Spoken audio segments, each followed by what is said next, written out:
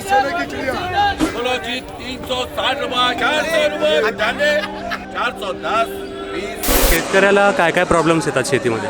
पूर्ण सगळ्या लेबरचा प्रॉब्लेम आहे. खत महाग झाले, भाव कमी जा सध्या. 8 दिवस झालं कांद्या बाया मिळत नाही. घरच्या घरी तिघांनी आज 80 पाकिट माल भरून आला. दाढी करायला पैसे नाही ती माझ्याकडे सध्या. बाजारभावाचा प्रॉब्लेम आहेच. माझ्या मामाने दिली नाही मुलगी. शेतकरी आहे, मला काय करू तुला पोरगी देऊन म्हणला. 5-10 वर्षापूर्वी जे मार्केट होतं त्याच्यापेक्षा सध्या कमी मार्केट आहे. शेतकरी राजा नसता नावाला राजा राहिलाय. सध्या रोगराई, प्रत्येक खतावर GST लावल्यापासून खताचा खर्च वाढला. शेतकरी ही महागच आहे. दर हा अनिश्चित असतोय. अवकाळी पाऊस आहेच.